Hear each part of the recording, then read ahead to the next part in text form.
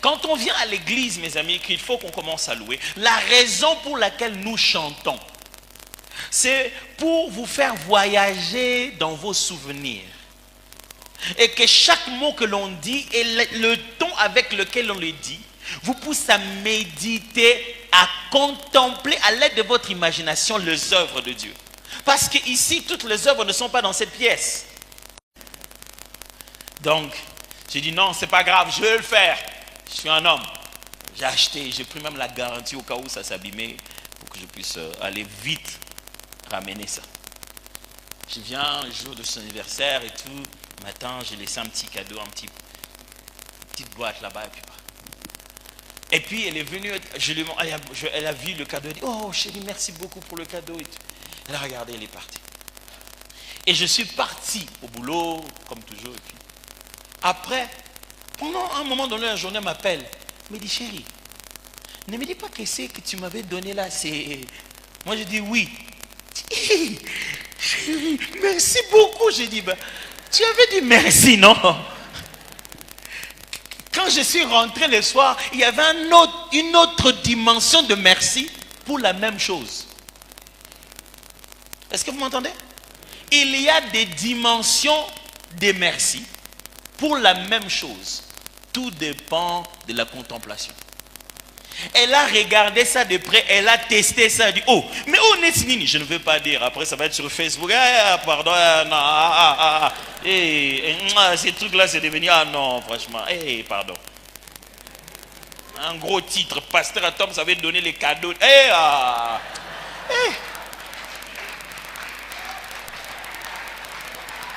je sais que vous attendiez que je dise, je ne vais pas dire, Quand elle a regardé ça de près, elle dit, mais c'est ça. J'ai dit, oui, moi comme un grand garçon, je me suis dit, ouais, mais bien sûr, attends chérie, tu le mérites. Voilà, je fais les grands garçons, j'ai un peu comme oublié que c'était tout mon salaire qui est passé, mais je disais... La façon dont elle m'a dit merci après, ce n'était pas de l'ingratitude, c'était de l'ignorance. L'ignorance qu'elle avait de ce qu'elle a reçu a diminué le taux de l'impact de sa gratitude. Elle était reconnaissante. Elle a trouvé un bon cadeau. Elle a dit merci. Elle était sincère. Mais quand elle a compris la valeur du cadeau, non, elle a changé de remerciement. C'est pourquoi quand on dit remercions Dieu pour ce que Jésus a fait à la croix, on est en train de tâtonner. Oh Seigneur, merci pour ce que tu as fait à la croix. Tu sais ce qui s'est passé réellement à la croix de Golgotha.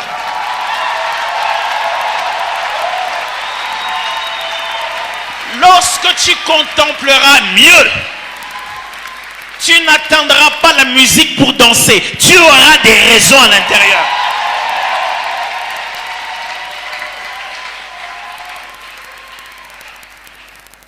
On ne passe pas le temps à contempler.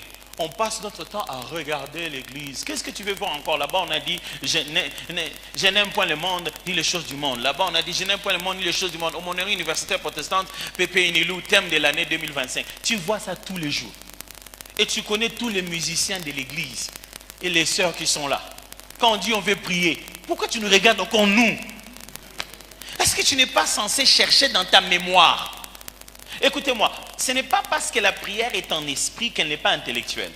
Ce n'est pas parce que la prière est en esprit qu'elle ne sollicite pas ton intelligence. Tu dois l'élaborer. Tu dois puiser dans la mémoire, a dit David.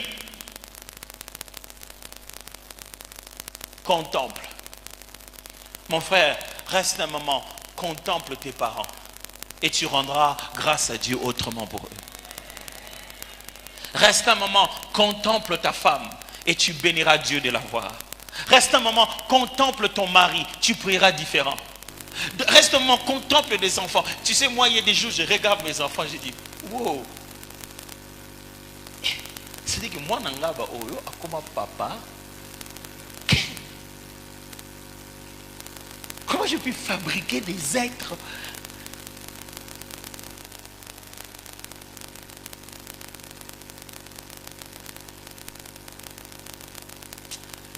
C'est vrai, des fois, je préfère les jeunes là dans la rue. Dès que tu lui donnes 5 000 francs, il t'appelle le sauveur de l'humanité. C'est-à-dire que tu lui as donné à lui 5000 francs qu'il ne va pas partager avec l'humanité tout entière. Mais il t'appelle le sauveur de l'humanité. Nous n'avons pas le temps de contempler ce que nous avons déjà. Et nous passons tout notre temps à regarder ce qui n'est pas à nous et à dire à Dieu, on veut ça. Et vous savez ce qui se passe de l'autre côté? Ils disent aussi qu'ils veulent ce qu'on a.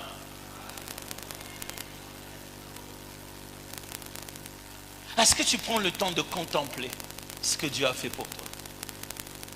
Regarde ton parcours. Oh Seigneur, je n'ai pas de boulot, mon Dieu, ne me laisse pas comme ça. À partir de quel moment tu parles de laisser comme ça? Tu te souviens du premier Minerval, comment tu l'as payé? Et tu as fini, non? Tu as fini comment? Il t'a laissé, il t'a abandonné. Comment il va t'abandonner maintenant? Écoute-moi. La meilleure façon d'obtenir l'exaucement de ton sujet de prière présent, c'est de reconnaître le fait qu'il a exaucé hier. On ne vient pas chez Dieu en disant, Dieu, vraiment il faut que tu m'exauces, je ne sais pas ce qui va se passer. Non, on vient comment en disant, on vient plutôt chez Dieu en disant, toi qui exauces les prières, toutes les âmes viendront vers toi. On lui dit déjà qu'on sait que ce sont des choses que tu fais.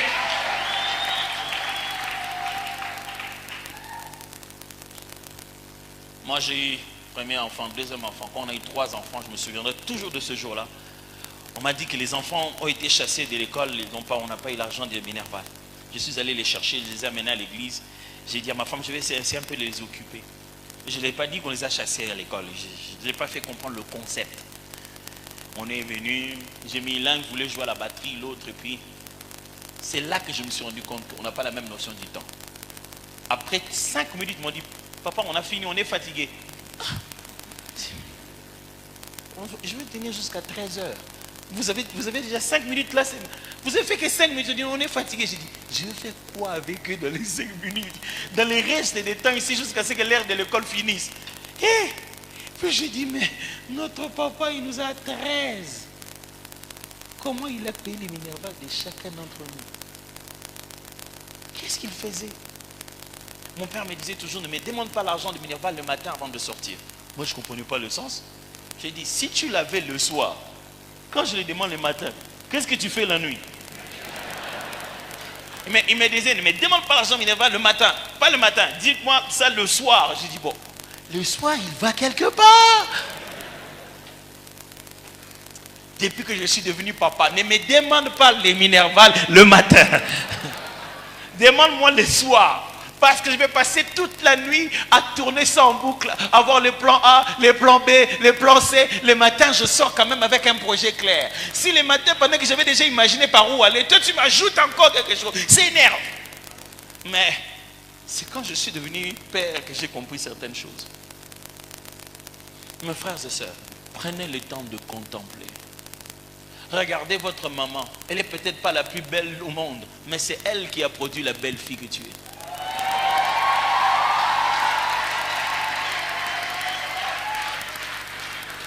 Contemplez, mes amis, cette même poussière de Lubumbashi que tu veux fuir. C'est ici, moi je suis venu dans un même avion avec 90% des Chinois. Nous étions comme des étrangers dans cet avion et on atterrissait ici.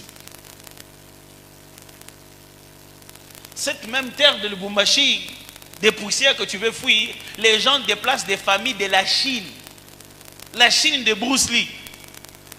Ils quittent là-bas pour passer ici.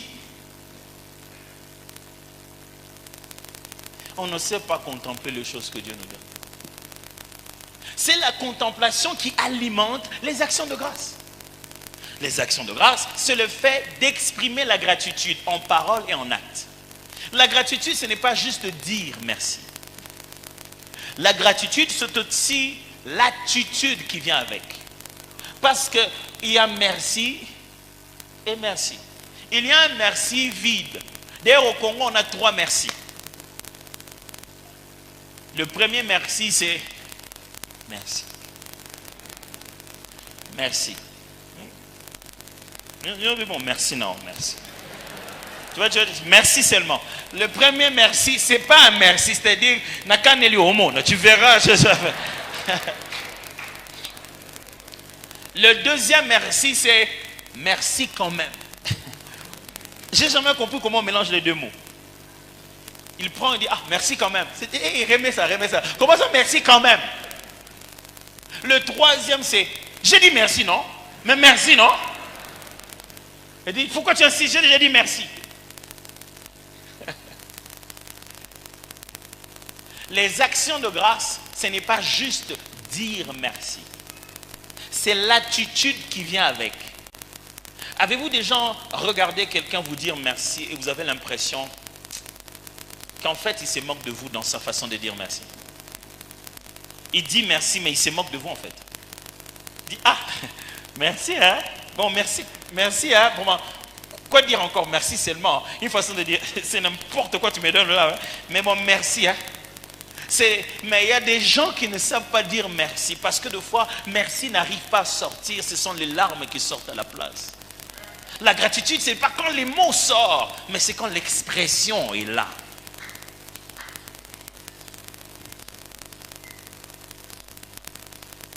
Merci. Est-ce que vous savez dire merci? Et c'est ce que Paul dit ici. Les Romains ne savaient même pas rendre grâce. Dieu a placé ça dans leur tête. Ils ont les preuves que Dieu existe, mais ils ne savent pas lui dire merci. Est-ce que vous savez dire merci? Non, je ne dis pas merci à Dieu, je dis merci aux hommes. Si vous ne savez pas dire merci aux hommes, vous ne pourrez pas dire merci à Dieu. Le meilleur lieu d'entraînement de gratitude, c'est entre nous. De la même manière que Jean entend de dire, si tu n'aimes pas ton frère que tu vois, comment peux-tu dire que tu aimes Dieu que tu ne vois pas? De la même manière, le principe va aussi. Si tu ne sais pas dire merci à un être humain qui t'a amené le matériel, comment pourrais-tu dire merci à un Dieu invisible qui te donne même des choses de foi que tu ne vois pas? Je ne comprends pas comment tu es là dans la louange en train de dire merci, pendant que c'est moi qui t'ai donné cette chaise et tu n'as même pas dit merci. Pendant que c'est moi le protocole qui t'ai montré comme ça pour t'asseoir et tu m'as regardé de la tête aux pieds comme si c'était une machine de scannage pour vérifier si j'avais un cancer. Ah oui. Regardez comment les adorateurs qui sont venus en adoration traitent les protocoles. On lui montre la place, il regarde d'abord la place. Donc on lui montre, il ne regarde même pas. Mais mon frère, hey, est-ce que tu sais dire merci? Un jour, une dame m'a dit une phrase qui m'a beaucoup changé. Elle m'a dit, attends, prends l'habitude de dire merci de la même manière que tu as demandé.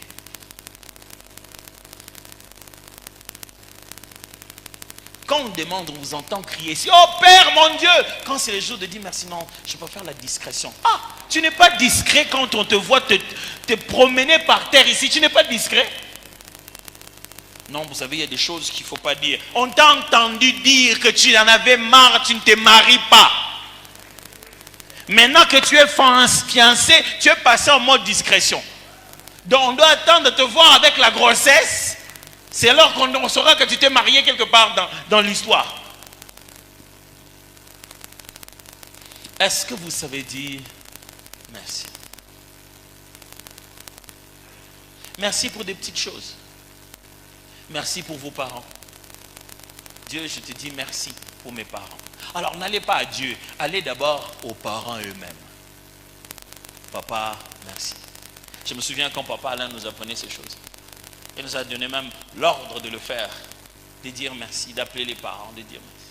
Je me souviendrai toujours que je suis allé voir mon père, je lui ai dit merci. Il avait l'impression que je vais me suicider ou un truc comme ça. Tu vois, il s'est dit, est-ce qu'il c'est pas un testament? Je dis, papa, merci pour tout ce que tu as fait pour moi. Tu vois, quelqu'un dit oui, oui, oui. On dirait, oui, après, qu'est-ce qu'il y a? Il y a des gens à qui on a payé les Minerval de bout en bout. Et ils n'ont jamais dit merci. La seule chose qu'ils disent aux parents, moi je vais aller étudier en Afrique du Sud.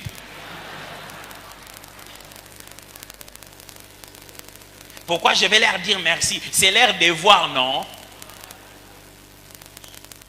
Tu penses que le devoir de Dieu en tant que Dieu, c'est de ne pas te donner la vie? Pourquoi tu lui dis à lui merci? Ne dis merci à personne parce que tout ça c'est leur devoir. Attends le jour où tu auras tes devoirs. Et tu sauras ce que ça fait quand on ne te dit pas merci. Vous savez, les gens qui ne disent pas merci s'énervent quand on ne leur dit pas merci. Hein? Ils s'énervent fort. Ils peuvent même te prendre ça. Donne-moi ça. Moi, je te donne comme ça, tu ne me dis même pas merci. À la base, toi-même, tu n'as pas dit merci. Est-ce que, quelle est la dernière fois que tu dis merci à ta femme? Pasteur, qu'est-ce qu'elle fait? Elle est là seulement à la maison. Changer. Toi, ce jour-là, ne pars pas à la maison. Reste avec les enfants. Un jour seulement. Tu diras merci à cette femme-là.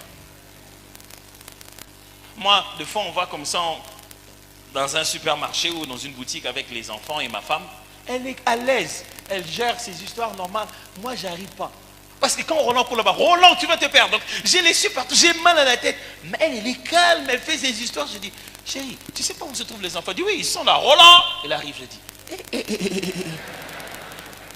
on n'a pas les mêmes super pouvoirs. Est-ce que quand vous rentrez à la maison, vous la regardez comme une héroïne qui a tout préparé? Et vous lui dites, merci. Pas pour les repas, pour ce qu'elle est.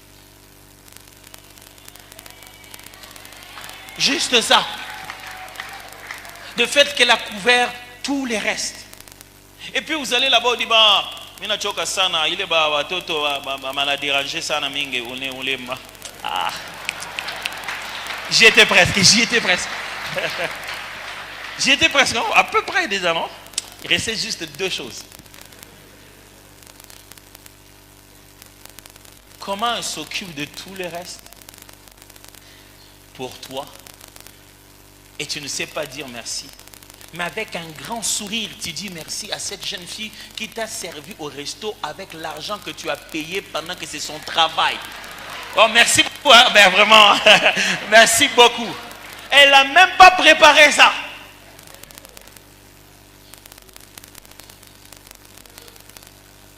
Est-ce que tu sais dire merci à ton mari sans savoir comment il a fait pour t'obtenir ça?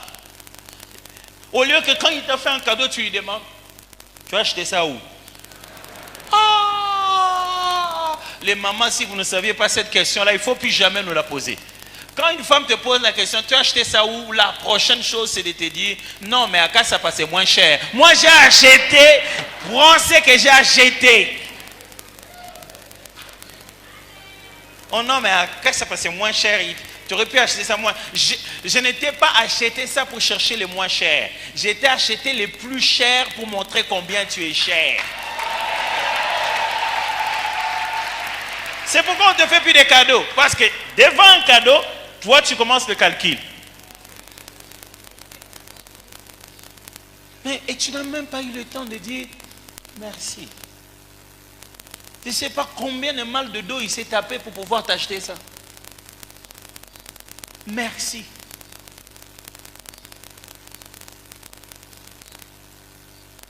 On ne sait même pas dire merci aux travailleurs qui travaillent chez nous à la maison. Si on regarde les salaires qu'on leur paye et le travail qu'ils font, ah non, il n'y a pas photo les amis. Et ils font au-delà du salaire qu'on leur donne. Ils ont finalement commencé même à aimer nos enfants plus que nous. Mais la seule chose que tu trouves à lui dire, ah, maman Nani,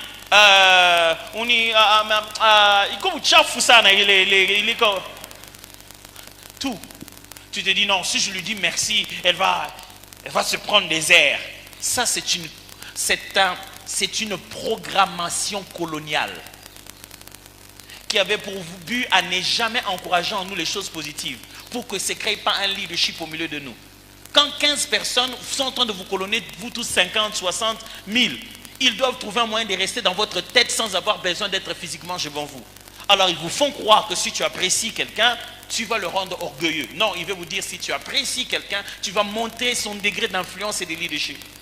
Et ils ne veulent pas de leadership, sinon vous allez vous rassembler devant des gens et vous allez les faire sortir de là. Que ce soit les profs. Non, si tu les encourages trop, ils vont se prendre la tête. Ah! Ceux qui vous ont dit ça, allez voir comment ils éduquent leurs enfants. Ils les bombardent d'encouragement matin, midi, soir. Ici, à la chorale, si tu chantes bien, le chef de la chorale a reçu la mission du Seigneur de ne jamais t'apprécier pour t'éviter l'orgueil. Laisse-moi gérer mon orgueil moi-même. Quand j'ai bien chanté, dis-moi, c'était bien. Qui t'a rendu, qui t'a donné la responsabilité de gérer mon orgueil? C'est quoi cette affaire? Depuis quand? Non, si je lui dis, il va devenir orgueilleux. C'est pas comme ça que ça passe. Quelqu'un qui sait louer, papa Alain aimait appeler un louangeur. Il sait apprécier. Il sait apprécier. Tu vois, la femme a fait un truc. Ah, c'est joli, c'est très bien, j'aime bien. Cette couleur te va très bien. Surtout les femmes, quand elles savent qu'elle-même, elle a déjà fait quelque chose de nouveau. Elle va promener ça d'abord sans jamais te dire qu'elle a fait. Et puis quand tu ne constates pas, elle commence à se fâcher petit à petit. Petit à petit. Et puis à un moment donné, elle dit, donc tu ne vois rien. C'est là que tu te dis, hé Seigneur Jésus, quelle est la contemplation que j'ai manquée dans la journée déjà? Mais alors, si tu sais dire merci aux hommes, tu sauras très bien comment dire merci à Dieu. Tu es arrivé à dire merci à Dieu parce que tu as contemplé très bien ce qu'il a fait. Si tu commences à dire merci à Dieu, tu passes à la prochaine chose qu'on appelle la louange. La louange, ce n'est pas des actions de grâce. Les actions de grâce sont la porte d'entrée de la louange. On dit merci. Mais on dit merci pour quoi? Il y a des attributs de Dieu qui sont liés non pas à son état réel, mais à ses actions. Je vais appeler ça des épithètes si vous voulez. Mais ce sont des qualificatifs de Dieu qui sont liés à son action.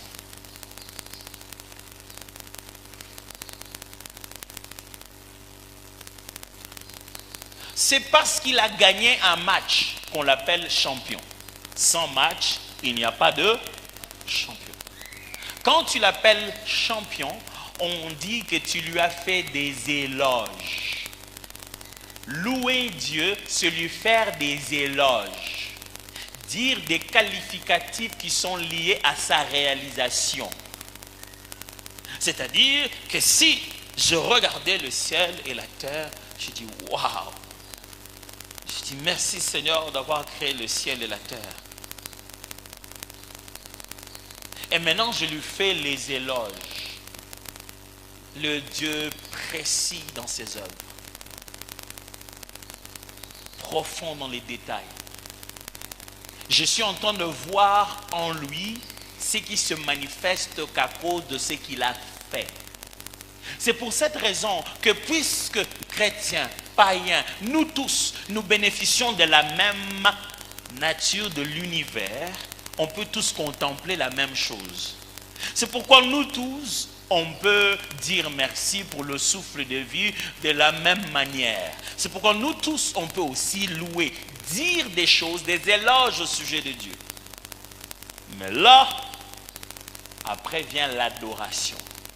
L'adoration maintenant, c'est exprimer l'amour dans la relation. Vous devez vous connaître. Tu ne lui dis pas ce qu'il est parce qu'il l'a fait. Tu lui dis ce qu'il est même quand il n'a rien fait.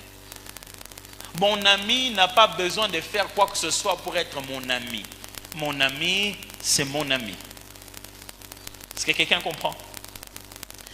On raconte l'histoire un jour de jeunes filles qui sont allées devant une vitrine où il y avait on vendait des bijoux, elles étaient là debout, il semblait qu'elles étaient 3. Et chacune d'entre elles était en train de regarder les bijoux, c'était trop beau. Et puis, un monsieur est venu à côté d'elle et a dit, qu'est-ce que vous voudrez bien parmi ces bijoux, si on doit vous offrir un bijou? La première fille a dit, ah, ce collier-là, oh non, c'est trop beau, si on pouvait me le donner. Et ok, le collier, vous voulez le collier, ok. La deuxième fille a dit, et toi, tu veux le soigner? Ah, ces boucles d'oreilles pendant là. Ah, c'est trop beau. La troisième lui a dit, mais toi, tu veux quoi? Elle dit, oh, non, rien, ça va. Elle dit, oh, maman, toi, tu veux quoi? Toi, tu veux rien? On ne sait jamais. Elle dit, non, ça va, moi, je ne veux pas de bijoux. Ah. En réalité, le monsieur qui leur parlait, c'était le bijoutier. Donc c'était le propriétaire de la bijouterie et tout.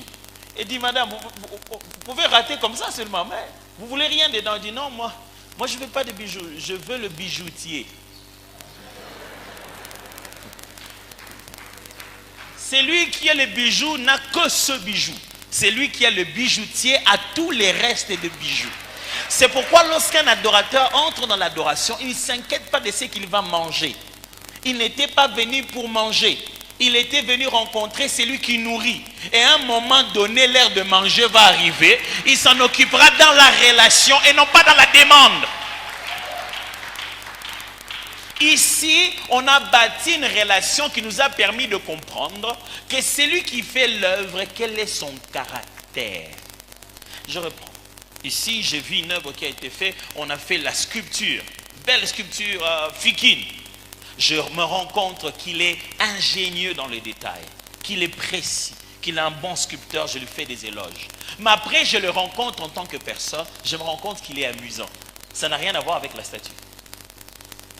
Je me rends compte qu'il est beau. Ça n'a plus rien à voir avec la statue. Je me rends compte qu'il est gentil. Qu'il fasse des statues ou pas, il est gentil. Qu'il me donne à manger ou non, il est amour. Qu'il fasse quelque chose pour moi ou pas, qu'il me bénisse ou non, Dieu est esprit, ça ne va pas changer. À partir du moment où j'ai compris que celui qui a fait la sculpture de la Fikine est quelqu'un de gentil, on s'est passé des numéros. Pas pour qu'il me fasse qu'une sculpture, mais pour que je maintienne une relation avec lui en tant qu'individu. Là, tu as commencé à vivre l'adoration. Tu as bâti maintenant une relation. Et pendant que tu le dis, au moment de l'adoration, au moment où on parle, cette fois-ci, on ne fait plus des descriptions des éloges. On fait les descriptions du caractère, de la nature de la personne de Dieu. Et dans la nature de la personne de Dieu, vous avez plusieurs choix. Soit vous allez parler des titres de Dieu, soit vous allez parler des fonctions de Dieu, soit vous allez parler des attributs de Dieu. Donc, vous parlerez des attributs comme Yahweh Rapha, Yahweh Jireh, qui sont là-bas. Plutôt, pardonnez-moi, ça c'est plutôt les noms de Dieu. Commençons par les attributs. Quand vous parlez des attributs de Dieu, vous direz qu'il est amour, il est esprit, il est bon. Ce sont des valeurs inhérentes à sa personne. Quand vous parlerez des fonctions, des titres de Dieu, vous serez en train de parler du fait qu'il est roi de rois, seigneur de seigneurs, maître de l'univers, créateur incréé. Et quand vous parlerez des noms de l'Éternel, alors vous parlerez de Yahweh Jireh, Yahweh Rapha, Adonai, Ata Eloi, Yahweh Mekadishkem. Là, vous parlez de ces noms. Mais vous dites qui il est. Et quand vous n'avez plus de nom de la Bible, dites ce que vous avez compris de ce qu'il est dans votre relation à vous. C'est pour ça qu'on vous propose des chansons. On dit, cette chanson-ci, qu'est-ce que vous en pensez? Regarde ce qu'on a compris de Dieu. Ça rappelle ses souvenirs. Tu te dis, ça me rappelle la première fois que je l'ai rencontré. Il est vraiment comme ça. Il est vraiment comme ça. L'adoration, ce n'est pas le moment où tu pleures à l'église. Non, l'adoration, c'est le moment où tu parles à Dieu de qui il est. Tu te rends compte devant qui tu es. Et ça ne s'alimente que par la Bible. Si tu ne lis pas la parole de Dieu, tu auras du mal à adorer. Moi, je connaissais, c'est un papa nous racontait un jour. Vous savez, il y a des gens qui empruntent les mots aux autres. Toi, tu adores, lui, il écoute tout et il les retient. Et lui aussi, il commence à répéter. Maintenant, le frère, pendant qu'ils adoraient, il n'entendait pas bien ce français-là. Vous savez, il y a des français, des choses que quelqu'un dit à côté de nous. On a retenu, mais on ne sait pas exactement ce que ça veut dire, on le dit. Un peu comme les récitations, quoi. Moi, il y a des récitations, quand j'ai appris qu'est-ce qu'on disait vraiment à l'intérieur. Et la fois où j'ai compris, les chansons de Michael Jackson disaient quoi? Et qu'il n'y a jamais eu de pilé. J'ai été déçu. Et donc, pilé n'existe pas. Donc, John Spille n'existe pas.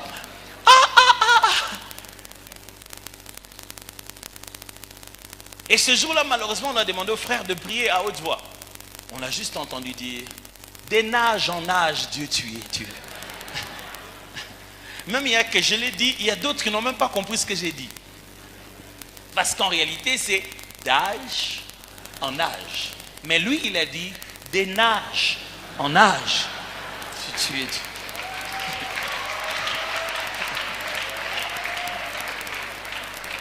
J'oublierai jamais ce papa qui est venu voir le conducteur de louange. Chose vraie, c'est le conducteur de louange lui-même qui m'en a parlé. Il est venu, il a dit, mais mon frère, la chanson là, cette chanson là me touche beaucoup. Il dit, quelle chanson? Ici, il faut me donner les paroles. Vous n'avez pas chanté ça aujourd'hui, mais quelle chanson, papa? Je ne sais pas. La chanson que vous chantez, Lucifer, abandonné de tout.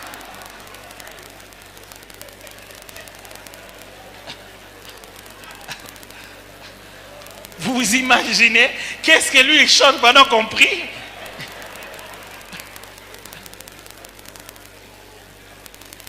Et je connaissais un frère qui avait l'habitude de nous intimider comme ça.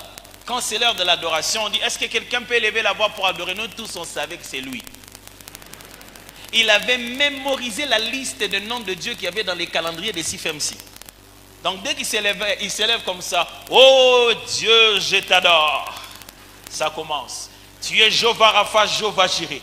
Tu es Jéhovah Shalom, Jéhovah Nissi. Oh, El Rapha. Il commence à citer chaque liste.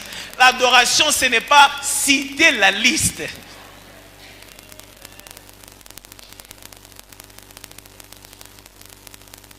Parce que, vous savez, si vous allez dans chaque couple, chacun s'appelle un nom bizarre. Vous voyez, un groupe, un papa grand, géant, élevé. Quand sa femme le passe là-bas, il appelle mon petit bébé.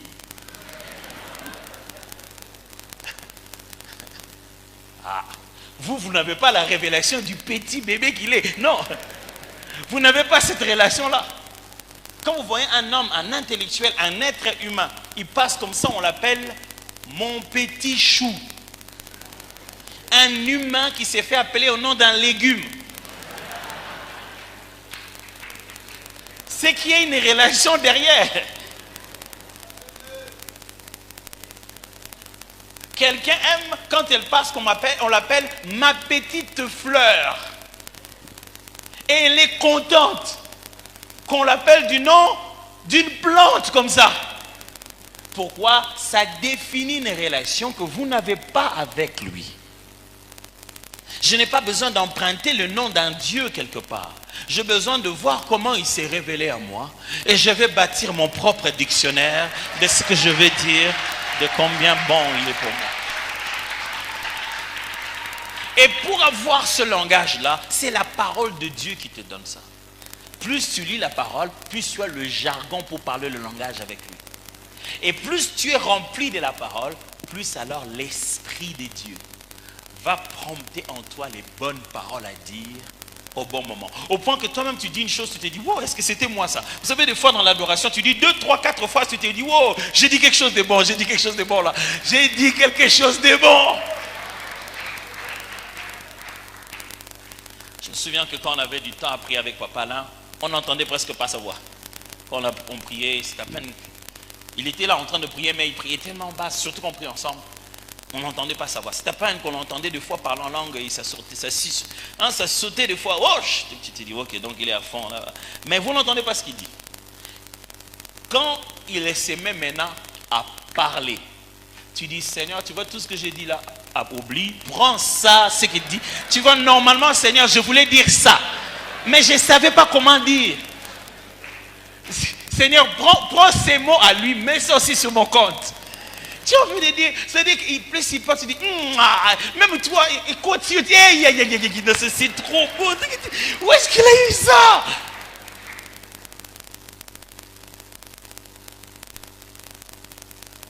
Mais le secret, c'est quoi? Une fois, il m'a demandé d'aller prêcher à sa place et je n'avais pas de Bible parce que j'étais à l'INA ce jour-là, je n'avais pas prévu ça. Alors, il m'a envoyé sa Bible par son chauffeur.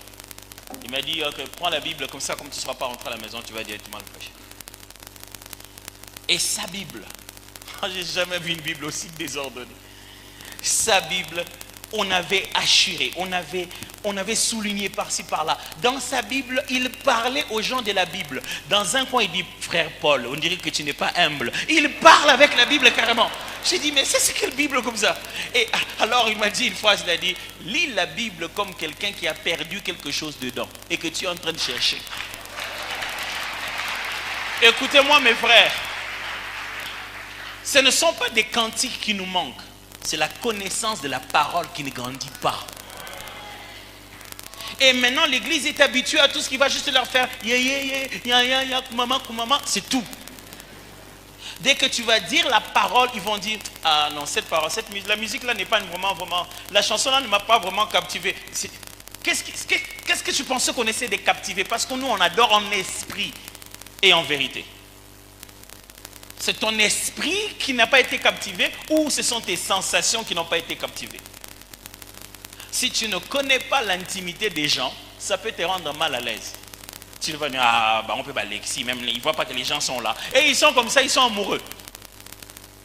Si tu ne connais pas ce degré d'intimité, tu vas dire tous les noms, mais tu ne sais pas ce que c'est. Jusqu'au jour où vous savez, il y a des chants qui sont si profonds que l'église est en retard. Les jours où l'église grandit, un vieux cantique commence à redevenir à la mode.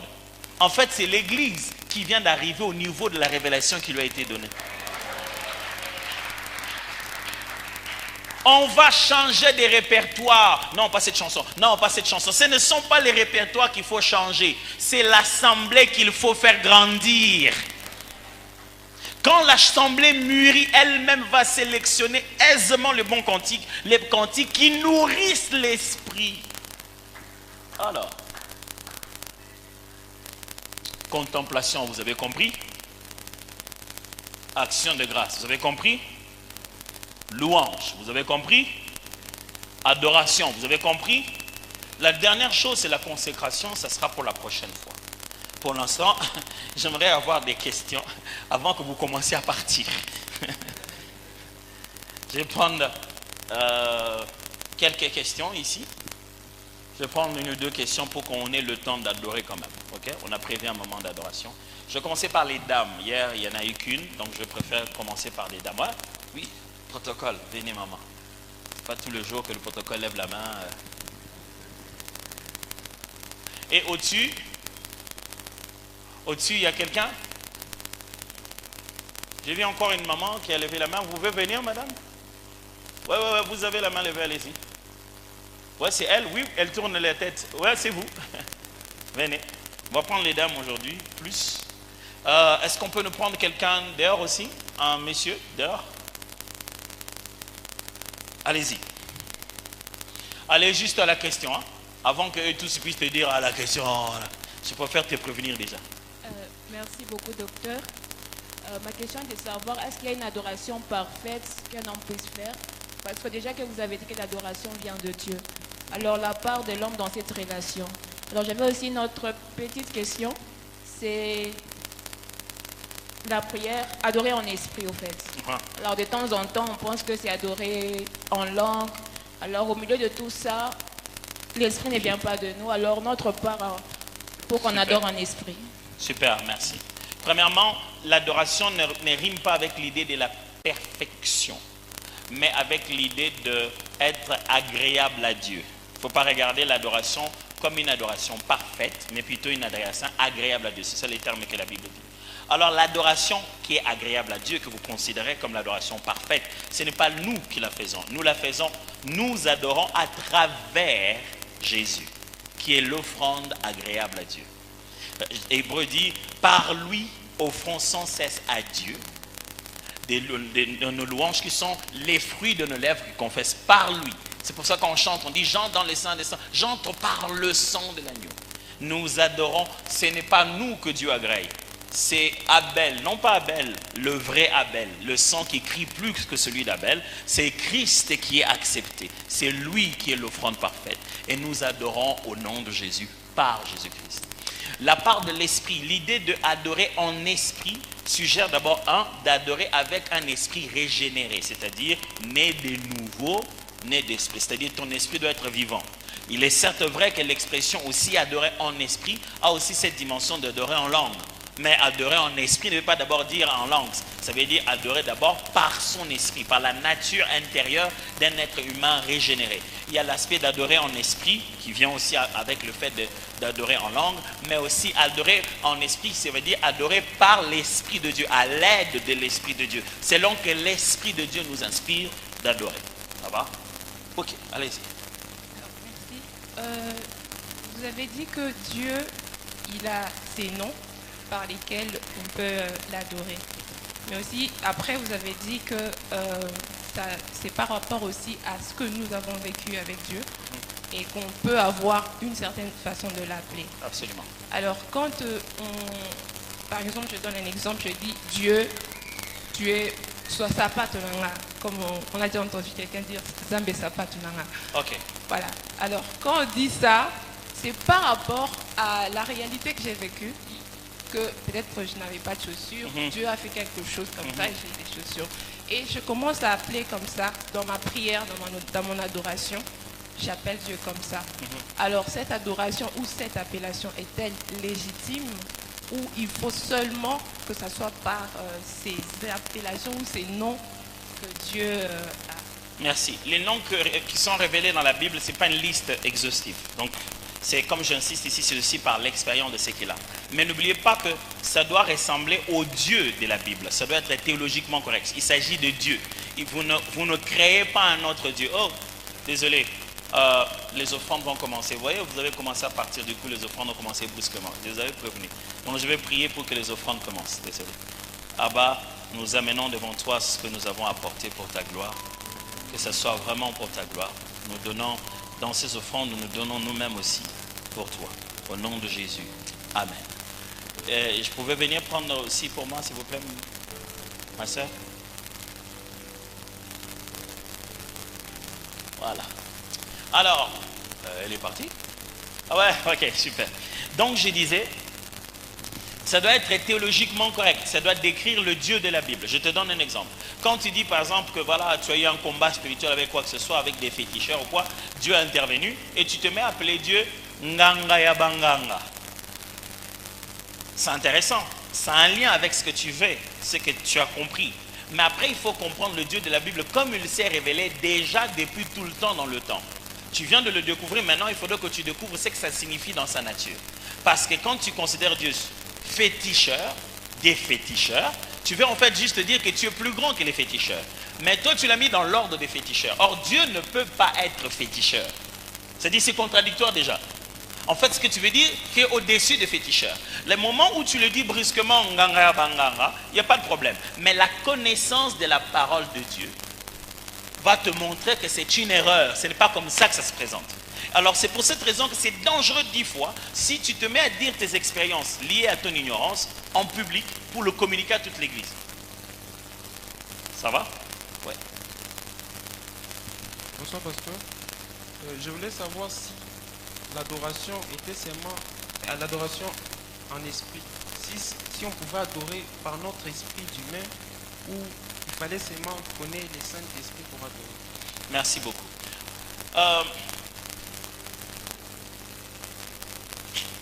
Il y a des notions un peu complexes que je dois t'expliquer, mais bon, je me demande si tu es prêt à entendre ça. Comment je vais t'expliquer ça? Qu'est-ce que tu appelles par ton esprit d'humain? En fait, non, c'est une question rhétorique. Tu n'as pas d'esprit humain.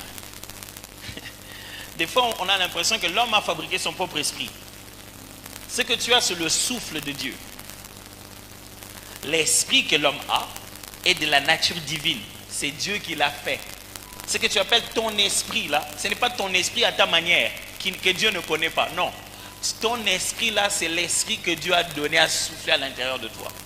Maintenant, le problème avec la distance du péché, ton esprit ne comprend plus la lumière qui est censée fonctionner à l'intérieur. Quand l'esprit de Dieu, quand Dieu envoie son esprit sur toi, il vient rallumer ton esprit, revitaliser ton esprit pour qu'il prenne conscience de Dieu. Et maintenant, l'Esprit de Dieu te guide dans cette nouvelle. C'est comme si tu viens de te réveiller pour la première fois. Et il te montre comment ça se passe en réalité. Donc, en réalité, c'est l'Esprit de Dieu qui nous inspire à apprendre comment adorer Dieu. Mais ce n'est pas lui qui parle à notre place. Même quand c'est parler en langue. La Bible ne dit pas que l'Esprit parlera en langue en vous. Non. La Bible dit chacun de s'exprimer selon que l'Esprit lui donnait de s'exprimer. Le Saint-Esprit ne parle pas en langue. C'est nous qui parlons en langue, selon que l'Esprit nous donne de l'exprimer. Ça va, il faut comprendre bien cette petite nuance-là. Alors, des fois, on a l'impression, qu'est-ce que je dois faire si je dois prier en esprit? J'attends que l'Esprit parle encore. Non, non, non, non, non. L'Esprit de Dieu habite en toi et commence à faire ce qu'on appelle le renouvellement de l'intelligence. Il t'enseigne, il t'apprend, il commence à te parler petit à petit dans le cœur. Petit à petit, c'est lui qui va commencer à te guider au fur et à mesure que tu pries. Quand tu pries, il y a une idée naturelle qui te vient juste de parler de Dieu comme ça. C'est lui qui te guide dans tout ça. Alors tu ne dois pas croire tu vas faire deux adorations séparées. Ça, c'est l'adoration de l'Esprit de Dieu. Ça, c'est l'adoration de moi-même. Non, quand tu es né de nouveau, tu es né d'Esprit.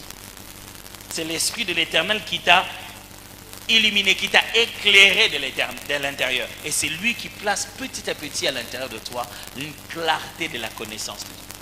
Ça va? Très bien. Ouais. Bonsoir, docteur. Bonsoir. Bonsoir, docteur. Oui. Moi, j'ai pas une question, j'ai une demande à vous faire. Ok. J'aimerais m'entretenir avec vous en privé, bien sûr avec votre permission. Ok. Merci pour votre demande. On va essayer de voir ça par les responsables pour voir, parce que quand je descends ici, je vais directement à l'aéroport. Je ne sais pas si ça va être vraiment possible. Mais on va voir les amis du protocole, ils vont voir ça avec toi, ok? Ouais, la dernière, j'espère que c'est une question. Ouais, allez-y. La dernière. Est-ce que les amis des Gaël peuvent prendre place pour qu'on commence déjà? Il est là en train de se lever, suivez-le. Ouais. On écoute la dernière question pour qu'on se mette à chanter. Venez, le pasteur va. Allez-y, ma soeur. Ok, merci. Vous pouvez monter encore plus. J'ai 3 petites questions. On en prendra une seulement. D'accord, j'ai choisi une. C'est pas vraiment dans le cadre de l'adoration.